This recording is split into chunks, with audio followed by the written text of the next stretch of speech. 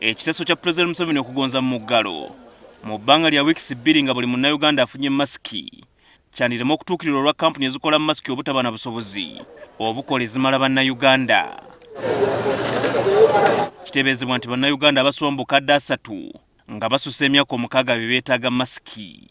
Kyokka minisita omubeezi w'ebyobulamu Dr. Moriku Kaduchu ategeeza Paalamenti ng'amakampuni agasoba mu 20 gavumenti ge yatuukiridde okukola masiki bwe galina obusobozi obukola masiki obukadde 11,400 mu bbanga lya wiikisi 2 kyokka nga abazeetaaga basukka mu bukadde 30. When are they going to be made? If I buy my own mask, will I be allowed to use it? Should I go with the government of Uganda mask? Those are the questions we're asking. Because people are tired of being in the lockdown. All the companies, some of them per day, they might have 10,000, others per day probably 2,000, others might have 4,000. So collectively, they can make 800,000 masks per day. And that can translate in 2 weeks into 11.4 million masks, which is not adequate.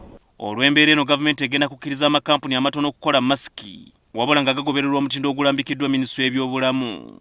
We have to get many more other small companies, the women, the youth, other tailors who can make it.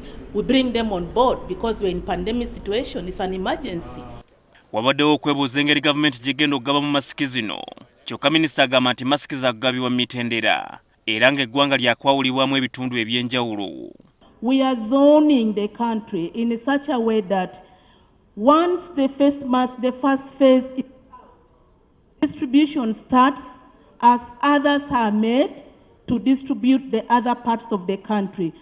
Okugamba nti masks zino government ejja kuzifuna mu weeks 2 ate zitwale zituuke ku muntu wa bulijjo buli wamu nga tulemeddwa okufuna masks ez'abasawo tuba twerimba tekisoboka.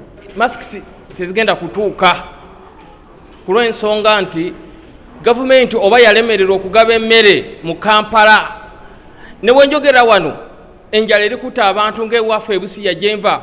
Era singa ekiragiro kya Pulezidenti kigambye nti buli omu afune masiki ne bwe yandigambye nti bagule zino eza surgical eziri mu famasi, abantu abavuga aba taxi n'abaana ab'amaduuka n'abaana ab'omu butale bandiguze.